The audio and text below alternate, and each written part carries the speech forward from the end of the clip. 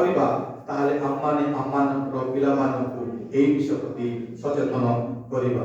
ଏବଂ ଚତୁର୍ଥରେ ହେଉଛି ପରିବାର ଯିଏ ଏକ ଆରେକକୁ ସହଯୋଗ କରେ ସେମାନେ ପ୍ରଭୁଙ୍କର ସେବା କରିବେ ବା the family that supports each other that serves the Lord। ସେଥିପାଇଁ ଆମମାନେ ଯେତେବେଳକୁ ଗାଲାତି ପୁସ୍ତକ 6 ପଦ 2 ପଦ ଦେଖୁ ସେତେବେଳେ ଲେଖାଯାଏ ଯେ ପରସ୍ପରର ଭାର ବହନ କର ଏ ପ୍ରକାରେ ତୁମେମାନେ ଖ୍ରୀଷ୍ଟଙ୍କର ବ୍ୟବସ୍ଥା ସଫଳ କରିବ। ଆମମାନେ ଏକ ଆରେକକୁ ସହଯୋଗ କରୁଛୁ କିନ୍ତୁ ତାହା ଇମ୍ପୋର୍ଟାଣ୍ଟ। ପରିବାରରେ ଆମେ ରହୁ କିନ୍ତୁ ପରିବାରରେ ଆମମାନେ କ'ଣ କରୁ ଏକ ଆରେକକୁ ସହଯୋଗ କରିନଥାଉ। ତେଣୁକରି ପ୍ରଥମ ଜହନ ତାର 3 ପର୍ବ 16ରୁ 18 ପଦ ଯାଏ ଲେଖାଯାଏ।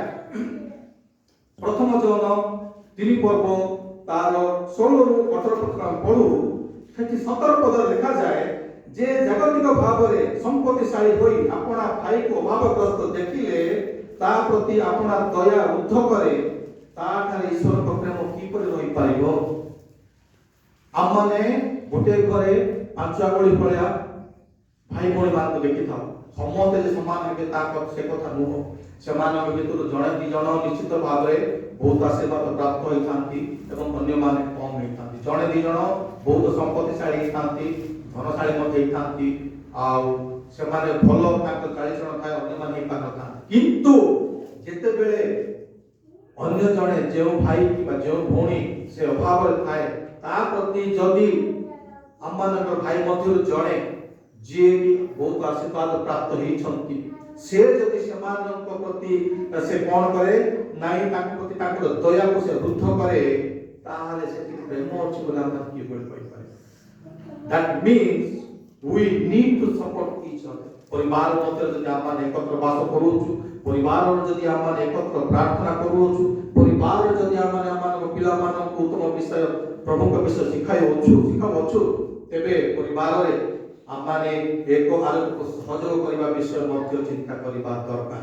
ଯଦି ଆମେ ଏଭଳି ଭାବରେ କରୁଛୁ ତାହେଲେ କ'ଣ ଆମମାନେ ଜିହ୍ୱାରେ ପ୍ରେମ ନ କରି ପ୍ରକୃତରେ ପ୍ରେମ କରୁଛୁ। ଅଧିକା ସମୟରେ ବ୍ୟସ୍ତତା କାନା ନୁହେଁ, ପବନରେ ଚାଷ ଭଳିଆ କଥା ଦେଖି ହେବ ନାହିଁ, କାଟି ହେବ ନାହିଁ, ଗୁଣି ହେବ ନାହିଁ, କିନ୍ତୁ ପବନରେ ଚାଷ କଥା କହିବାର ସେ ସ୍ନେହ କଲାବେଳେ ଆମେ କଥା ହଉଛୁ କିନ୍ତୁ ପ୍ରକୃତରେ ଆମେ ସ୍ନେହ କରିନଥାଉ। ଭାଇ ମୋର କଷ୍ଟ ପଡୁଥିବ, ଭଉଣୀ ମୋର ଦୁଃଖରେ ଥିବ କିନ୍ତୁ ମୁଁ ଆନନ୍ଦରେ ଥିବି ନାହିଁ। ସେଭଳି ଭାବରେ ଆମେ ପ୍ରଭୁଙ୍କର ସେବା କରିବାରେ ସକ୍ଷମ ହେଇପାରିବା ନାହିଁ ବା ସଫଳ ହେଇପାରିବା ନାହିଁ।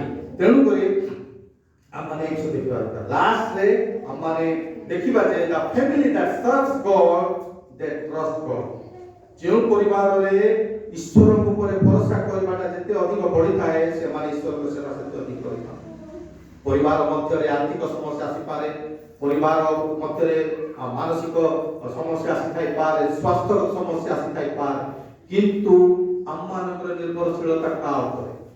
ପ୍ରଭୁଙ୍କ ଉପରେ ନା ଆମମାନଙ୍କର ବୁଦ୍ଧି ଜ୍ଞାନ ଉପରେ?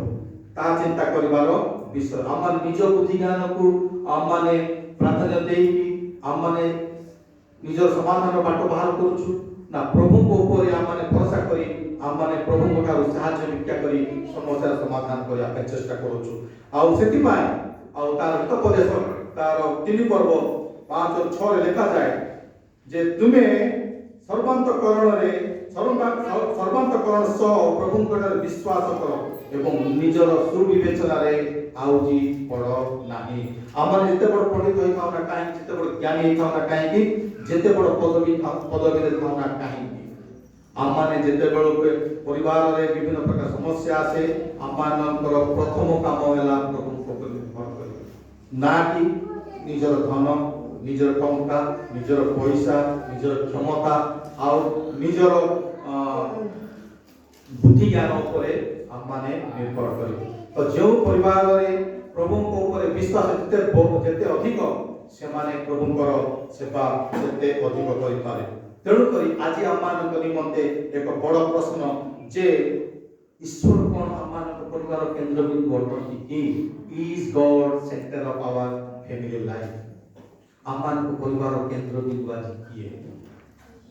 ଆମମାନଙ୍କର ଟଙ୍କା ପଇସା, ପୁଅ ଝିଅ ମାନଙ୍କର ଚାକିରି ପୋଜିସନ, ପଦପଦବୀ, ନା ପ୍ରଭୁ ଆମେ କ'ଣ ପ୍ରାର୍ଥନା ଏବଂ ବାଇବେଲ ବାକ୍ୟ ଅଧ୍ୟୟନରେ ଯଥେଷ୍ଟ ସମୟ ଦେଉ କି ନା ଏକ ଧାରାବାହିକ ରୁଟିନ ଭାବରେ ଆମେ ପ୍ରାର୍ଥନା କରିଥାଉ ଏବଂ ଆମେ କ'ଣ ଆମମାନଙ୍କର ପିଲାମାନଙ୍କୁ ପ୍ରଭୁ ଭୟରେ ପଢ଼େଇଥାଉ କି ଆଜି ଏହା ଆମମାନଙ୍କ ନିମନ୍ତେ ସବୁଠୁ ବଡ଼ ପ୍ରଶ୍ନ।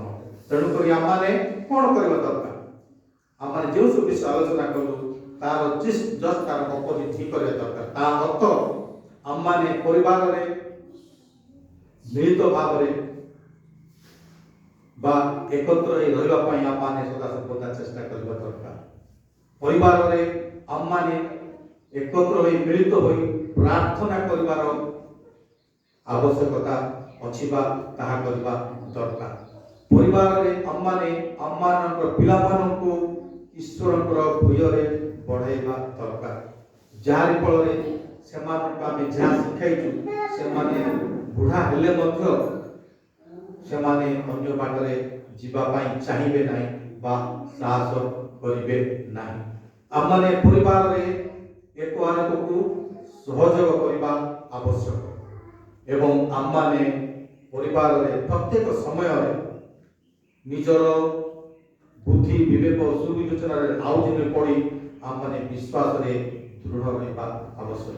ପ୍ରଭୁ ଆମମାନଙ୍କ ନିମନ୍ତେ ଯେଉଁ ଆଶୀର୍ବାଦ ରଖିଛନ୍ତି, ଯେଭଳି ସେଦିନ ଦିଓସେଫ କହିଲେ ମୁଁ ଏବଂ ମୋର ପରିବାର ତାହାଙ୍କ ସେବା କରିବୁ, ଆଜି ଆମମାନେ ମଧ୍ୟ ନିଶ୍ଚିତ ଭାବରେ କହିପାରିବା ଯେ ଆମମାନେ ମୁଁ ଏବଂ ମୋର ପରିବାର ଆମମାନେ ପ୍ରଭୁଙ୍କର ସେବା କରିପାରିବୁ। କାରଣ ଆମମାନଙ୍କ ଜୀବନରେ ପ୍ରଭୁ ଅନେକ ଆଶ୍ଚର୍ଯ୍ୟ କର୍ମ କରିଛନ୍ତି। ଆମମାନଙ୍କ ନିମନ୍ତେ ସେ ମୋର ଯୋଜନାମାନ ରଖିଛନ୍ତି ଏବଂ ଆମମାନଙ୍କୁ ସେ ପ୍ରତି ସମୟରେ ସେ ସରପ୍ରାଇଜ କରିବା ପାଇଁ ଚାହୁଁଛନ୍ତି। କିନ୍ତୁ ମୁଁ ମୁଁ ମାନେ ଲିଡରସିପ ନେବାଟା, ପରିବାର ଜଣେ ଦାୟିତ୍ୱ ନେବାଟା, ସେଇ ଜିନିଷ ମୁଁ କରୁଅଛି କି ପ୍ରଥମେ ମୁଁ ସେଥିପାଇଁ ନିଜକୁ ପ୍ରସ୍ତୁତ କରିଅଛି କି ପ୍ରଥମେ ସେ ସ୍ୱାମୀ ହେଇପାରେ ସ୍ତ୍ରୀ ହେଇପାରେ କିଏ ଯିଏକି ସେ ଦାୟିତ୍ୱ ନେଇଛି ଏବଂ ମୋର ପରିବାର ମୁଁ ଗ୍ୟାରେଣ୍ଟି ଦେଇପାରୁଛି କି ମୁଁ ଏବଂ ମୋର ପରିବାର ଆମମାନେ ଈଶ୍ୱରଙ୍କ ସେବା କରୁ। ଯଦି ଆମେ ଏହି ବିଷୟ ପାଇଁ ପ୍ରସ୍ତୁତ ହେଇନାହୁଁ ଆଜି ମଧ୍ୟ ସମୟ ଅଛି ଆମମାନେ ଚିନ୍ତା କରିବା, ଦେଖିବା ଏବଂ ଝିଅ ସେଦିନ ଯେଭଳି ଭାବରେ କହିଥିଲେ ଆମମାନେ ସେଇଭଳି ଭାବରେ ନିଜ ପରିବାର ଗଠନ କରିକି ଆମମାନେ ଅନ୍ୟମାନଙ୍କ ନିକଟରେ ସାକ୍ଷୀ ହେଇପାରିବା ଏବଂ କହିବା ଆବଶ୍ୟକ ଯେ ମୁଁ ଏବଂ ମୋର ପରିବାର ଆମମାନେ ସଦା ପ୍ରଭୁଙ୍କର ସେବା କରିବା। ଆସନ୍ତୁ ପ୍ରାର୍ଥନା କରିବା। ପ୍ରିୟ ପ୍ରଭୁ ତୁମ ନାମକୁ ଧନ୍ୟବାଦ ଦେଉଛୁ, ତୁମେ ଆମମାନଙ୍କୁ ସୁନ୍ଦର ସମୟ ଦେଲ ପ୍ରଭୁ, ତୁମେ ଆମମାନଙ୍କୁ ସାହାଯ୍ୟ କଲ ତୁମ ବାକ୍ୟ ବୁଝିବା ନିମନ୍ତେ ଧନ୍ୟବାଦ ଦେଉଛୁ। ପବିତ୍ର ଆତ୍ମା ଶକ୍ତି ନିମନ୍ତେ ତୁମେ ତାଙ୍କୁ ବ୍ୟବହାର କଲ ଆମ ସମସ୍ତଙ୍କ ସମ୍ମୁଖରେ ପ୍ରଭୁ ତୁମର ବାକ୍ୟ ଧନିଆରେ ସାହାଯ୍ୟ କରି ଆମ ସମସ୍ତଙ୍କର ଆମ ସମସ୍ତଙ୍କର ପ୍ରଭୁ ଅନେକ ବିଷୟରେ ପ୍ରଭୁ ଆମେ ଦୁର୍ବଳ ଅନେକ ପ୍ରଭୁ ଆମମାନଙ୍କର ପ୍ରଭୁ ଅଭାବ ଅଛି ପ୍ରଭୁ, ମାନସିକ ଭାବରେ, ଆତ୍ମିକ ଭାବରେ, ଶାରୀରିକ ଭାବରେ, ସାମାଜିକ ଭାବରେ, ସ୍ୱାସ୍ଥ୍ୟଗତ ଭାବରେ ପ୍ରଭୁ ତୁମେ ସାହାଯ୍ୟ କର ପ୍ରଭୁ। ଆମମାନେ ଯେପରି ପ୍ରଭୁ ସେ ସମସ୍ତେ ବିଜୟ ଲାଭ କରୁ ଏବଂ ପ୍ରଭୁ ଆମମାନେ ସମସ୍ତେ ପ୍ରଭୁ ନିଜ ପ୍ରତି ପ୍ରଭୁ ସଚେତନ ହେବୁ, ପରିବାର ସଚେତନ ହେବୁ ଏବଂ ପ୍ରଭୁ ପରିବାରକୁ ସଜାଡ଼ି ପ୍ରଭୁ ତୁମ ନିମନ୍ତେ ପ୍ରଭୁ ଆମମାନେ ଯେପରି ପରିବାର ହିସାବରେ ପ୍ରଭୁ ଆମମାନେ ପ୍ରଭୁ ଏକ ହୋଇପାରିବୁ ଏବଂ ପ୍ରଭୁ ତୁମ ସେବା କରିବା ପାଇଁ ନିଜକୁ ପ୍ରସ୍ତୁତ କରିପାରୁ ସେହିପରି ସାହାଯ୍ୟ ଆମମାନଙ୍କ ସଙ୍ଗେ ଆମ ସହିତ କଥା ଧନ୍ୟବାଦ ପ୍ରାର୍ଥନା ସୁନ୍ଦର ଧନ୍ୟବାଦ ଯୀଶୁ ଖ୍ରୀଷ୍ଟଙ୍କ ନାମରେ ପ୍ରାର୍ଥନା କରୁଛୁ। ଆମେନ୍।